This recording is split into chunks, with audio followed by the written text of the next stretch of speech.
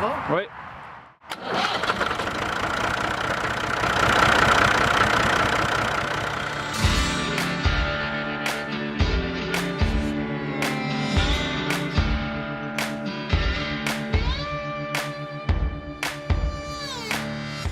Bonjour à tous et à toutes et bienvenue à La Voix agricole.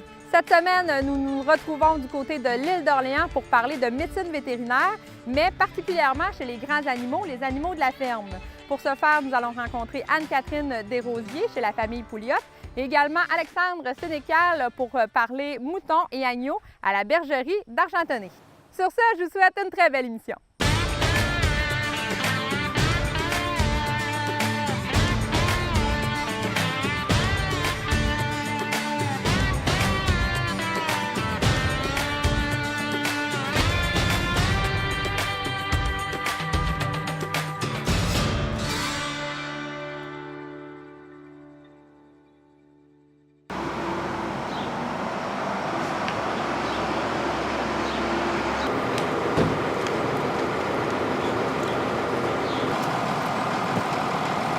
Allô? Anne-Catherine, Salut. enchantée Cathy. Je suis venue voir qu'est-ce que tu fais comme travail. Bonjour Parfait. la famille Pouliot. Salut. Merci de nous accueillir dans votre ferme. Ça fait plaisir. Ferme laitière à l'île d'Orléans. Anne-Catherine, juste en commençant comme ça, qu'est-ce que tu as besoin pour faire ton travail? Bien, c'est sûr que principalement, surtout dans le cas d'une rencontre comme aujourd'hui, on va faire beaucoup plus de reproduction. Donc, on va utiliser l'échographe qu'il y a ici pour voir un peu les organites au niveau des ovaires, puis aussi s'il y a un bébé au niveau de l'utérus de nos mamans. Et pour les besoins de la cause, là, on n'a rien, mais on va pouvoir, avec cette sonde, voir à l'intérieur de notre vache, puis découvrir ce qu'elle nous cache. Oui, c'est ça, qu'est-ce qu'elle nous cache? C'est ça.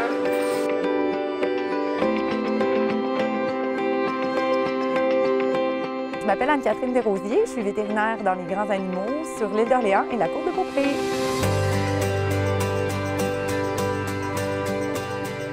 Explique-moi pourquoi tu as choisi ce métier-là. Qu'est-ce qui t'a poussé à devenir médecin vétérinaire? Bien, moi, j'ai toujours aimé les animaux depuis que j'étais toute petite, puis en même temps, j'aime beaucoup la science, la biologie, comprendre les phénomènes physiologiques de tout ce qui m'entourait. Donc, la médecine vétérinaire s'est imposée à moi comme le meilleur des choix. Il s'agit d'un doctorat de 5 ans qu'on fait à l'Université de Montréal, les campus de Saint-Hyacinthe, suivant un préuniversitaire de 2 ans en sciences nature. Et tout à l'heure, quand je suis arrivée, tu m'expliquais que pour être médecin vétérinaire de grands animaux, tu peux aussi l'être pour les petits animaux. Tu fais aussi les deux. Oui. Comment ça fonctionne, justement? Comment tu gères ces deux facettes-là? En fait, je fais un temps plein dans les grands animaux et je suis en train de me faire former pour faire des soirées dans les petits animaux pour garder une corde de plus à mon arc. Et dans le fond, c'est deux médecines qui sont un peu différentes, mais assez complémentaires et quand même intéressantes. Et qu'est-ce que tu trouves le plus difficile dans ton métier? Parce que, bon, tu travailles avec du vivant, ça ne doit pas être évident. Qu'est-ce qui est le plus difficile pour toi? C'est sûr que c'est dommage quand on donne beaucoup d'efforts et qu'on a un bon diagnostic, un bon plan de traitement, mais que ça marche tout simplement pas, considérant la condition de l'animal ou d'autres facteurs qu'on ne peut pas contrôler. Ça, c'est un peu plate. Et bien, c'est ça, c'est peut-être aussi, je pense, la limite aussi du budget, puis d'arriver à une rentabilité dans ton intervention. C'est un peu ça qui nous limite à pousser nos moyens thérapeutiques là, à leur maximum. Mais écoute, ça fait partie de la médecine des grands animaux. C'est assez important à considérer. Et les pertes, des mortalités d'animaux, ça arrive aussi régulièrement. Tu as à dealer avec ça, si on peut dire? Effectivement, mais en fait, il faut vraiment penser de façon business. Surtout dans une production agricole, il faut penser à la rentabilité des interventions et de l'animal. Est-ce qu'elle rapporte l'argent qu'on a investi, des choses comme ça? Donc, c'est sûr qu'on se garde un peu la tête froide par rapport aux émotions, là. On donne tout ce qu'on a quand on veut, mais des fois, il faut savoir mettre la ligne et dire, OK, là, il n'y a plus de rentabilité à ce que je fais ou il n'y a plus moyen d'arriver à des résultats physiologiques qu'on aurait voulu. Puis surtout que la dernière décision, c'est le producteur, certainement, qui doit l'avoir. Fait que ça, dans le fond, toi, ton rôle, c'est de lui expliquer tout en détail, je suppose? Bien, oui, en fait, moi, c'est d'arriver avec le meilleur conseil, le meilleur plan de traitement, le pronostic aussi qui est assez important, donc la probabilité d'un retour à une fonction, soit juste être vivante ou faire du lait comme on lui demande. Donc ça, c'est vraiment notre rôle de conseiller le client, mais c'est toujours lui qui a le dernier mot à savoir jusqu'où on se rend dans nos interventions. Est-ce que ça t'est déjà arrivé une situation où tu as trouvé ça vraiment plus difficile parce que tu avais tout mis les efforts, puis finalement le producteur a pris une décision, par exemple, de laisser faire, puis l'animal, on l'a pas soigné? Ou est-ce que tu trouves ça difficile, ça, cette partie-là? Bien, en fait, non, bien, plus ou moins considérant le fait que c'est sûr que les producteurs, ils vont vraiment prendre des décisions par rapport à leur business, puis il faut quand même respecter ça. Oui, on sait qu'il y a toujours des moyens thérapeutiques qu'on pourrait pousser, mais les investissements vont pas toujours se justifier. Puis à ce moment-là, je peux pas dire... je vais comprendre là, beaucoup que c'est correct, c'est normal, puis c'est dans un esprit de rentabilité là, qu'il faut aussi intervenir auprès des grands animaux. Les petits, c'est différent, là. Et c'est quoi ta relation avec les producteurs agricoles? Comment tu dois interagir avec eux? Bien, en fait, on devient quand même assez proche, surtout dans mon style de pratique où je travaille seule. Mes clients, je les connais de A à Z. Je fais aussi leur reproduction, mais leur cas clinique. Donc, j'ai toujours un œil global sur tous leurs problèmes ou leurs situations. Donc, on devient vraiment un rôle de conseiller. On les aide à résoudre différents types de problèmes, que ce soit préventif ou curatif. Donc, c'est peut-être un bon conseiller proche. Ah, on a-tu un petit bébé? Eh oui, effectivement, on voit sa tête. Donc, il y a une tête, c'est une Il y a une fille. tête, c'est bon. Non, mais en fait, on regarde surtout ici au niveau de l'implantation de ton cordon ombilical. Bon, on a combien de temps? Elle a combien de temps de fête, elle? À peu près 60 jours. 60 jours? J'adore que ce soit jamais la même journée à tous les jours. C'est toujours différent. On ne sait jamais, on va-tu passer en chirurgie, on va-tu faire un accouchement. C'est ce qui est le fun avec mon travail. Et comment ça fonctionne dans ta journée? C'est les producteurs qui t'appellent ou tu te rends sur place parce que tu as un horaire précis? Bien, en fait, c'est un peu des deux. Dans le fond, au courant de ma semaine, on prend des rendez-vous pour des médecines préventives, un peu comme on a fait ici. Mais à travers de ça, il y a toujours des téléphones qui se font suite à une vache qui ne mange pas, qu'on n'avait pas prévu, bien entendu, ou autre chose qui va s'intercaler dans mon horaire. Mes clients sont vraiment compréhensifs, considérant que je travaille seule. Ils comprennent un peu que je suis obligée de les déplacer, mais ils sont bien gentils. Et ça doit être aussi intéressant le fait de travailler avec les mêmes producteurs. J'imagine que tu finis par connaître le troupeau, les animaux. Exactement. Là, comme je t'expliquais, vu que je vois toutes les facettes, c'est pas comme dans une grosse équipe où certains vont faire le préventif, d'autres le curatif. Là, c'est juste moi, fait que j'ai vraiment tout le portrait. C'est sûr qu'on s'investit beaucoup plus dans ces cas-là. Puis, mais c'est le fun. C'est aussi le fun, sinon plus.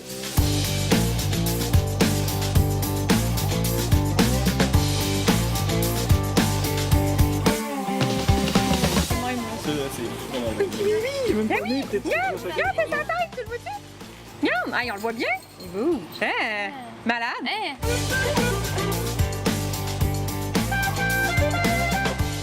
Qu'est-ce qu'on retrouve comme problèmes médicaux ici? Bien, en fait, pas tant de problèmes médicaux, mais on va faire beaucoup de reproduction. Donc, pour gérer qu'une vache ait un veau par année pour produire son lait. Donc, nous, on est beaucoup appelés à intervenir à ce niveau-là, que ce soit pour le diagnostic ou le traitement des vaches qui ne collent pas, ou la gestion complète du troupeau là, pour savoir quelle décision prendre, quelle stratégie par rapport à la reproduction. C'est sûr qu'autour du vêlage, c'est une grosse période critique pour les vaches. On va retrouver différents problèmes, que ce soit des fièvres de lait, donc baisse de calcium, des problèmes de métabolisme d'énergie, acétonémie, des déplacements de caillettes. Donc ça, c'est plus la période à risque qu'on va retrouver en général. Il y a aussi des problèmes de pneumonie qui vont surgir une fois de temps en temps, problèmes de pattes, problèmes de mammites. Je dirais que c'est pas mal les gros diagnostics qu'on rencontre le plus régulièrement.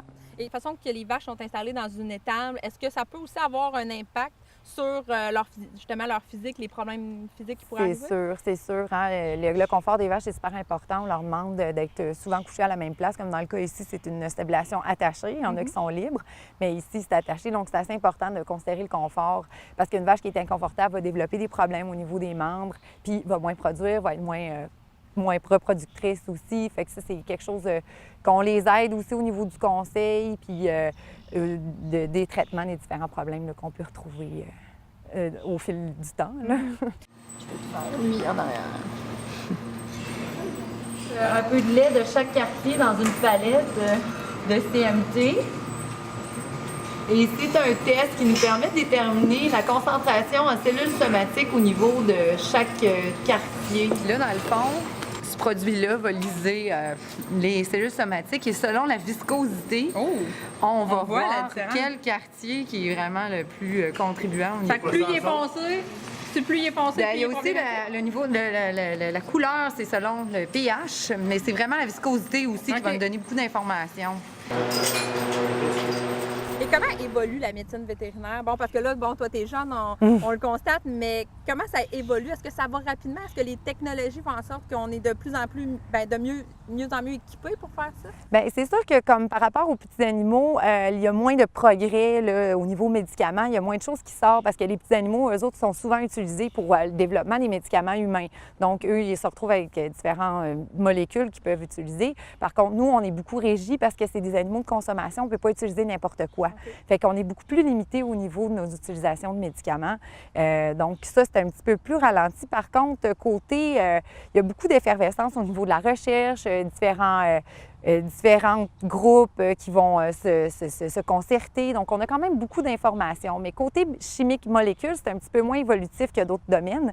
Mais je trouve quand même que ça va évoluer, qu'il y a des gens intéressés à ça, à investir là-dedans. Puis c'est quand même intéressant. Puis nous, en tant que vétérinaires dans la route, il faut quand même se tenir beaucoup au courant pour amener ces informations-là à nos clients pour qu'ils puissent mieux performer possible. De prime abord, moi, je suis comme un hôpital de niveau 1. J'ai tout ce que j'ai besoin pour faire mes différentes interventions, que ce soit des chirurgies, des accouchements, des problèmes de pattes. J'ai beaucoup de médicaments, beaucoup de fluides. Il y a certains problèmes qui sont au-delà de ce qu'on est capable de faire sur place. Donc, eux, oui, effectivement, on peut les transporter à différents centres de référence au Québec. Mais la base, je l'ai pas mal toute avec moi. OK. Et comment ça se passe dans les urgences? Admettons, bon, tu n'es pas sur place, c'est à la clinique vétérinaire, par exemple. Ouais. Un producteur va appeler à la clinique et dire là, ça va vraiment pas bien, j'ai besoin d'un vétérinaire. Comment ça se passe, cette étape-là des urgences? Bien, habituellement, j'essaie de prendre l'appel en constatant vraiment l'ampleur de la situation, qu'est-ce qui se passe, les petits conseils que je pourrais lui donner, peut-être en attendant que j'arrive, mais je me déplace le plus rapidement possible pour intervenir le plus rapidement possible. Okay. C'est dans les interventions rapides, dans les cas d'urgence, qui me permet d'avoir un meilleur taux de succès. En termes d'outils, j'ai toujours un kit de chirurgie complet, différents instruments qui me permettent de faire différentes chirurgies. J'ai aussi une veileuse, donc c'est une machine, un instrument qu'on met sur une vache qui me permet d'avoir une meilleure traction que des hommes et qui sert à contrôler justement pour favoriser l'accouchement, puis contrôler l'angle aussi qu'on veut avoir. J'ai différents matériels d'obstétrique comme la veileuse, comme je t'ai dit, une barre de détorsion, un fétotome. Dans le fond, ça, c'est une machine qui nous aide à couper les fœtus à l'intérieur de la vache sans faire mal. Fait que ça, c'est pas mal les instruments que j'ai. Le reste, c'est plus justement les médicaments et mes doigts. C'est quoi ton animal préféré à traiter? Ah, les vaches! Ouais. C'est sûr, mais j'aime beaucoup tous les animaux, en fait. C'est juste que, en matière d'expertise, j'en fais beaucoup plus, fait que c'est plus fun. OK, c'est bon. Non, mais merci beaucoup, Anne-Catherine. Hey, ça fait plaisir.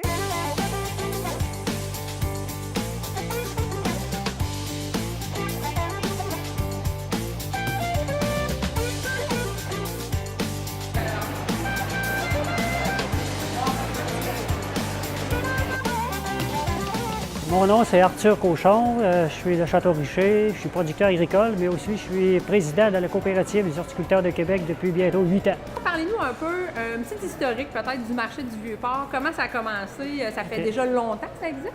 Bien, le marché du Vieux-Port lui-même, ça fait depuis 1988, je crois. Mais avant, le marché, on appelait ça le marché de Québec. C'était localisé ailleurs, tu sais. Moi, je me rappelle de la gare du Palais, au Parc Victoria, puis ici depuis 88. Moi, personnellement, c'est le 3e marché que je fais. Mais si on pense à plus longue date, on peut dire que le marché de Québec a existé depuis des années et des années. Depuis la fondation de la Ville de Québec, probablement qu'il y a toujours eu un marché, parce que le marché a toujours eu un rôle extrêmement important au début de la colonie, puis aller jusqu'à dans les années 60, parce que c'était le seul endroit où les gens pouvaient s'approvisionner de fruits et légumes frais.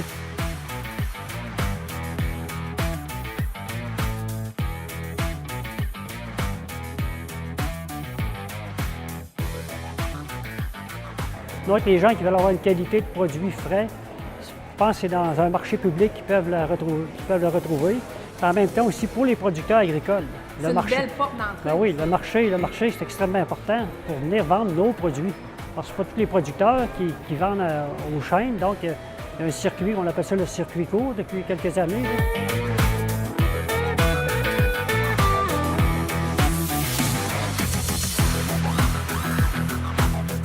Ça a évolué beaucoup. Parce que dans les années 60, il y avait au-dessus de 100 quelques membres à la coopérative. Aujourd'hui, on est 70. Donc, on est moins de producteurs. Il y en a qui ne veulent pas, qui ont quitté, qui n'avaient pas de relais. Mais il y en a d'autres qui arrivent. Plus que notre offre est meilleure, plus qu'on peut répondre aux besoins des gens. Et avec les dernières années, on a vu apparaître d'autres produits qui font que là, il y a un engouement plus grand. Les gens viennent découvrir ces produits-là. Puis c'est très intéressant. T'sais. Mais il reste que tu as des périodes de l'année, tu as des points forts. T'sais. Comme là, l'automne, c'est les pommes, les légumes pour entreposer. L'été, les premières fraises. Le printemps, c'est la cabane à sucre, les produits de l'érable. Après, c'est les fleurs. T'sais. On suit toutes les saisons. Là. C'est ça, le fait d'être ouvert les 4 saisons, c'est un avantage aussi. Ah oui, tu sais, tu as une fidélité de tes clients. Là.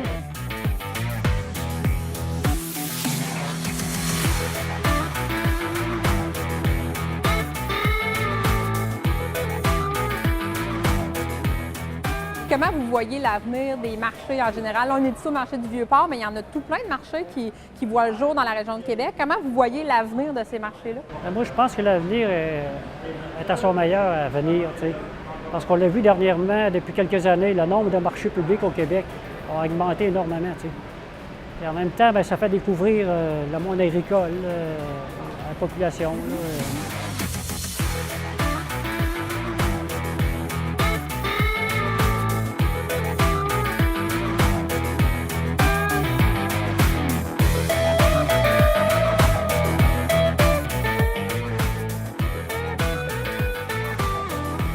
Qu'est-ce que les consommateurs vous disent quand ils vous rencontrent?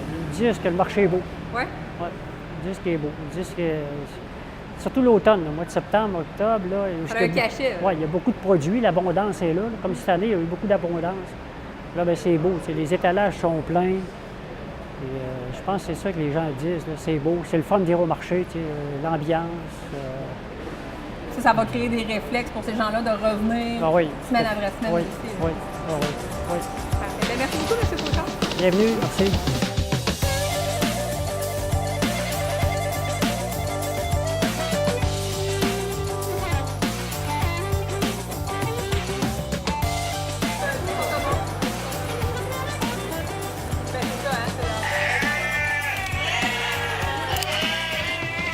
Mon nom, c'est Alexandre Sénécal, je suis vétérinaire. Je travaille pour ma compagnie à moi-même, qui est le Dr Alexandre Sénécal, service vétérinaire Grands Animaux. On est présentement à la bergerie d'Argentenay. Bonjour! Pourquoi avoir choisi ce métier-là? Par intérêt pour la médecine en premier, après ça, intérêt pour les animaux en même temps. C'est une combinaison des deux. C'est sûr qu'au départ, on ne sait pas trop nécessairement dans quoi on s'embarque. On ne connaît pas tous les aléas de ce métier-là, mais c'est ça, par intérêt pour la médecine, par intérêt pour les animaux. Et là, vous faites des grands animaux. Le choix de faire la médecine vétérinaire pour les grands animaux, c'est un intérêt aussi qui s'est développé?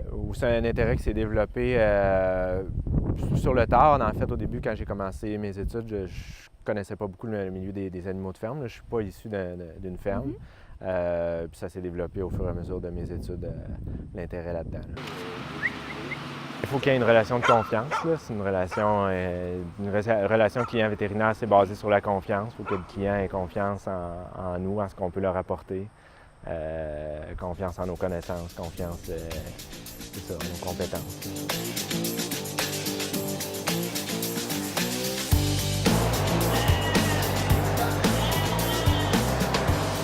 Ça ressemble à quoi une journée de travail dans votre vie, par exemple? C'est sûr que là, moi, présentement, je fais un petit peu les animaux de ferme un petit peu plus à temps partiel maintenant. Là. Fait que je fais plus des animaux de compagnie plus souvent un petit peu.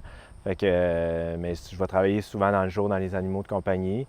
Par contre, le soir, je vais faire des gardes avec ma collègue. Là, on va se partager les soirs de garde, les fins de semaine de garde.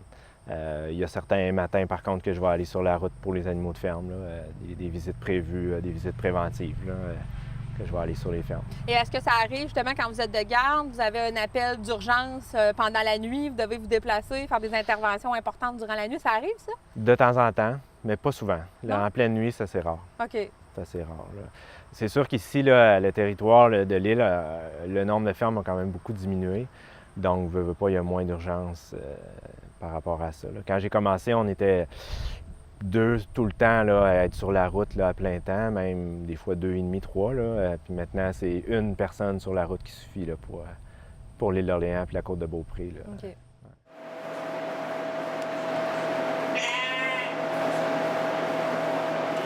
Dans le fond, c'est de les asseoir, fait qu'ils vont comme figer quand ils sont comme ça. Ils ont comme pu... ils perdent un peu C'est leur vraiment moyen. une technique là, d'immobilisation pour un mouton. Là. On OK. va les prendre puis on va les retourner puis comme les asseoir. OK. Puis là, vous pouvez les Fait que- observer puis voir s'il y a des choses. Oui, c'est ça. Puis même, il y a des gens qui vont administrer des médicaments comme ça, cette façon-là? des immobilisants comme ça, pour faire une injection. Alexandre, pouvez-vous nous expliquer qu'est-ce que vous avez fait sur l'agneau? C'est un examen de routine, comme on dit? Oui, j'ai fait comme un examen de base. Là. Ce qu'on va regarder beaucoup, là, c'est on va les ausculter les poumons. Les pneumonies, c'est quand même des problèmes qui arrivent assez souvent. OK. Là. Chez tous les ruminants, là, les chèvres, les moutons, les bovins, ils ont plus, en général, de pneumonie là, que d'autres espèces animales. On va regarder aussi l'arrière-train. On va essayer de voir s'il y a beaucoup de fumier là, collé dans la laine. Fait que ça pourrait indiquer de la diarrhée. OK. Parce qu'en général, le fumier est assez solide, là, puis ça ne va pas coller beaucoup sur la laine. Là. On va regarder un petit peu les yeux, à l'intérieur de la bouche, ces choses-là. L'état de chair aussi, essayer de voir s'il n'y a pas trop maigre. C'est quoi le comportement d'un agneau qui serait malade, par exemple, qui aurait quelque chose de pas normal? Là? Ben, c'est un agneau qui ne va pas suivre le reste de la gang, qui va rester isolé, qui va moins bouger, pas aller s'alimenter. C'est beaucoup par l'éleveur là, qu'on va poser beaucoup de questions avant là, sur le comportement parce que mais des fois on le voit aussi là, quand on arrive ici là, les moutons ils vont tous être portés à aller dans le même petit coin puis rester tout ensemble. S'il y en a un qui reste à part puis qui va moins vite, qui bouge pas, qui se déplace pas, ben, c'est un gros indice. Alexandre, pouvez-vous nous expliquer, bon, parce que quand vous arrivez sur un lieu à la ferme, vous avez toujours du stock dans votre camion. Ouais. C'est quoi les éléments de base que vous traînez toujours avec vous, là, par précaution, par exemple? Ben, tu sais, on a toujours des instruments pour faire l'examen. C'est sûr, le stéthoscope, c'est essentiel. très de base. Thermomètre, des gants, des petits gants, des plus grands gants, dépendant de ce qu'on a à faire. Oui. Tu sais, il y a des choses comme ça, comme des tubes de prélèvement de sang, des aiguilles, des seringues, c'est sûr. OK. Avez-vous des antibiotiques aussi de base? Bon, c'est parce Ouais. que c'est commun d'injecter aux animaux de la ferme? Oui, c'est ça, les antibiotiques de base. Là. C'est pas mal souvent les mêmes antibiotiques qu'on va utiliser chez les animaux de ferme. Là. Il n'y en a pas des dizaines qu'on utilise. C'est sûr que, mettons, qu'on sait qu'il va y avoir une fracture ou on doute qu'il va y avoir une fracture, ben là, on a du matériel un petit peu de plus. Là. OK. Les matériels pour faire des plâtres, souvent, on ne traîne pas ça tout le temps parce OK. que ça expire. Là. OK. Il y a des expirations, puis le plâtre est plus bon. Là. Mais c'est des choses plus rares. Là.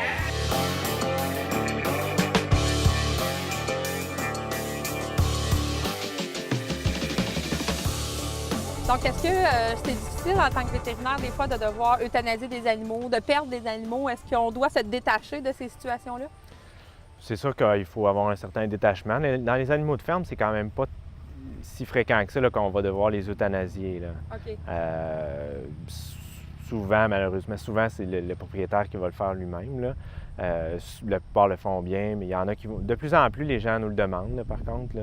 Question aussi bien-être animal, les gens sont plus sensibilisés à ça, les producteurs sont plus sensibilisés à ça. Fait qu'on fait plus d'euthanasie qu'avant. OK. Mais ça devient. C'est quelque chose qu'il faut accepter. Là. C'est juste quelque chose qu'il faut accepter. Et vous, depuis que vous avez terminé vos études, bon, vous avez quand même beaucoup d'années d'expérience. Là. Comment ça a évolué, la médecine vétérinaire? Est-ce que vous voyez la différence de quand vous avez commencé versus aujourd'hui? Ben oui, c'est sûr qu'il y a une différence. Dans les animaux de ferme, en fait, les gens, de plus en plus, avec les années, sont plus aptes à faire beaucoup de manipulations eux-mêmes.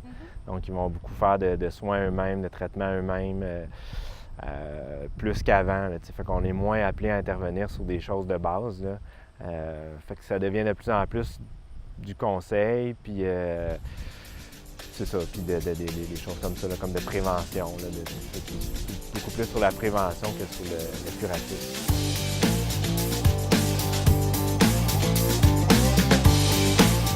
S'il y avait un jeune, par exemple, qui décidait qui penserait peut-être se lancer dans la médecine vétérinaire, quel conseil que vous pourriez lui donner?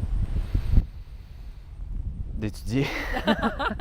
Non, mais c'est sûr que d'étudier, mais en même temps de s'ouvrir au monde, puis de s'intéresser en faisant des stages, de vraiment aller voir avant de décider, puis de s'imprégner un petit peu de ça là, avant de prendre la décision finale. Là. Pour savoir un petit peu dans quoi on s'embarque. Oui, ça doit pas être...